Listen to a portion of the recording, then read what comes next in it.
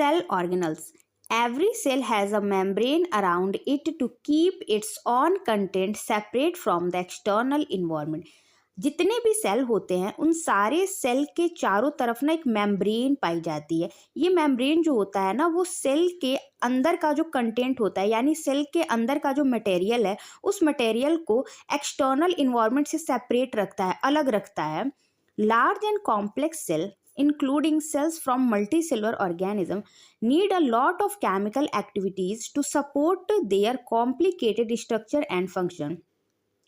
बड़े और complex cell की अगर हम बात करें जैसे कि मल्टी सेलुलर ऑर्गेनिज्म के जो सेल्स हैं इनके सेल में ना कई प्रकार के बहुत सारे केमिकल एक्टिविटीज़ होती हैं ताकि इनके कॉम्प्लिकेटेड स्ट्रक्चर और फंक्शन को सपोर्ट कर सकें। To keep these activities of different kind separate from each other, these cells use membrane-bound little structure within themselves. अब देखो, अभी मैंने बताया कि लार्ज कॉम्प्लेक्स सेल्स में जैसे कि मल्टी सेलुलर ऑर्गेनिजम्स के सेल्स में बहुत सारी केमिकल एक्टिविटीज़ होती हैं इनके लाइफ को सपोर्ट करने के लिए। तो ये जो एक्टिविटीज़ हो रही हैं ये सारी डिफरेंट काइंड की जो एक्टिविटीज़ हो रही हैं वो एक दूसरे से सेपरेट रहें, अलग रहें। तो इसके लिए सेल जो होता है ना वो छोटे छोटे membrane bound little structure use करता है जिनको हम ऑर्गेनल्स भी कहते हैं।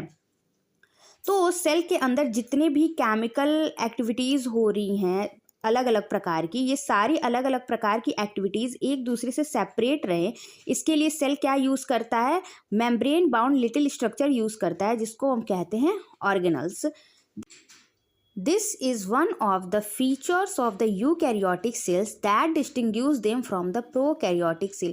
और यही जो एक यूकैरियोटिक सेल का फीचर है वो उसको प्रोकैरियोटिक सेल से अलग बनाता है। Some of these organelles are visible only with an electron microscope. अब देखो सेल के अंदर ना कई तरह के सेल ऑर्गेनल्स पाए जाते हैं और उनमें से कुछ ऑर्गेनल्स तो इतने छोटे होते हैं कि वो सिर्फ इलेक्ट्रॉन माइक्रोस्कोप से ही विजिबल होते हैं, यानी अगर हम उनको नॉर्मल माइक्रोस्कोप से देखने की कोशिश करेंगे तो वो हमें नहीं दिखेंगे। तो have talk about the nucleus in a previous section. इसी चैप्टर में हम न्यूक्लियस के बारे में बात कर चुके हैं। Some important examples of cell organelles which we will discuss now are. अब देखो इसी चैप्टर में हम न्यूक्लियस के बारे में बात कर चुके हैं, पढ़ चुके हैं। आगे हम और भी बहुत ही इम्पॉर्टेंट सेल ऑर्गेनल्स के बारे में डिस्कस करेंगे और पढ़ेंगे, जैसे कि उनमें क्या है, उनमें है endoplasmic reticulum, Golgi apparatus, lysosomes, mitochondria, plastid and vacuoles. They are important because they carry out some very crucial functions in a cell. अब देखो ये जितने भी सेल ऑर्गेनल्स का जिनका मैंने आपको नाम बताया ये सारे सेल ऑर्गेनल्स जो ना है वो बहुत ही इम्पॉर्टेंट है। क्योंकि ये जो होते हैं ना वो हमारे सेल के अंदर बहुत ही इम्पॉर्टेंट फंक्शन प्ले करते हैं।